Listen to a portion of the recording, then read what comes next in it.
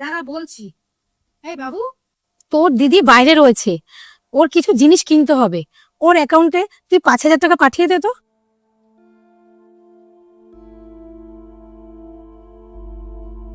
নিজের বইয়ের দিকে তাকিয়ে আছিস কেন? ওর থেকে কি পারমিশন নিতে হবে?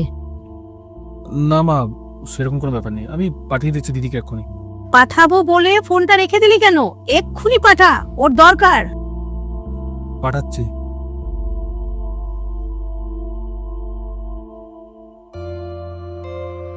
পাঠিয়ে দিয়েছি। হ্যাঁ ঢুকেছে রে মা। আচ্ছা ঠিক আছে, এবার মন খুলে শপিং কর, আর যদি লাগে বলবি, পাঠিয়ে দেবে।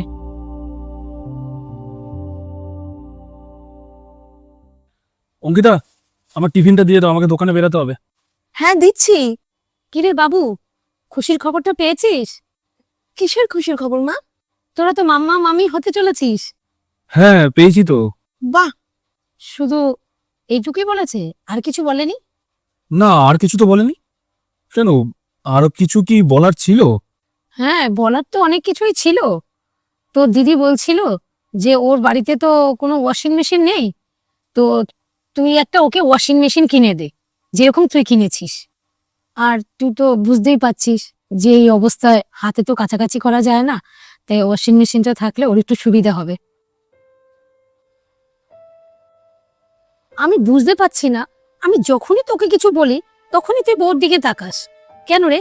ওর থেকে কি পারমিশন নিতে হবে?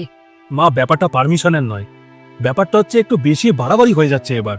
আর কয়েকদিন পর পরই ওর এটা লাগবে ওটা লাগবে, সবকিছু আমরা কেন কিনে দেবো? ওর যদি কিছু প্রয়োজন হয়, ওর যদি কোনো কিছু দরকার হয়, সেটা ওর স্বামী ওকে কিনে দেবে। আরে কি কথা বলছিস তুই? এটা কি অন্য কেউ? এটা তো তোর নিজের দিদি। আর ওর যদি কোনো সাহায্যের প্রয়োজন হয়, তা আমরা সাহায্য করব না?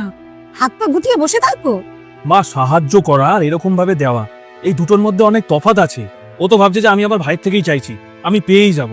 কিন্তু এইটুখানি বুঝতে পারছে না যে ওর এরকম করাতে ওর শ্বশুরবাড়ির লোকেরা একটা সুযোগ পেয়ে যাবে। আজকে তোমার থেকে কিছু চাইছে, তুমি আমাকে এসে বলছো আজকে তুই ওকে টাকা পাঠা, কালকে তুই ওকে ওয়াশিং মেশিন দে। এরপরে হয়তো শ্বশুরবাড়ির লোক এমন কিছু ওর কাছে চেয়ে বসবে, বা ওকে বলবে যে তুমি তোমার ভাইয়ের কাছ থেকে বা হয়তো তোমার বাপের বাড়ির কাছ থেকে এমন কিছু চাও যেটা হয়তো তখন আমরা দিতে পারবো না। আর তখন অসুবিধাটা কিন্তু একমাত্র ওরই হবে, আমার বা তোমার বা ওর কারোর হবে না। আর তখন চোখের সামনে দেখো তুমি কিন্তু কিচ্ছু করতে পারবে না, বা বড় কিছু চেয়ে বসবে, আমরা যখন দিতে পারবো না তখন ওর উপর টর্চার করবে। আমি এই বাড়িরই বউ, কিন্তু তাও আমি বলছি, একটা মেয়ে শ্বশুর বাড়ির ভাঙার পেছনে তার বাপের বাড়ি, তার বাবা মা, তাদেরই বিশেষ হাত থাকে। যদি কোনো বাবা মা মনে করে যে তার মেয়ে শ্বশুর বাড়িতে গিয়ে সুখে শান্তিতে থাকবে,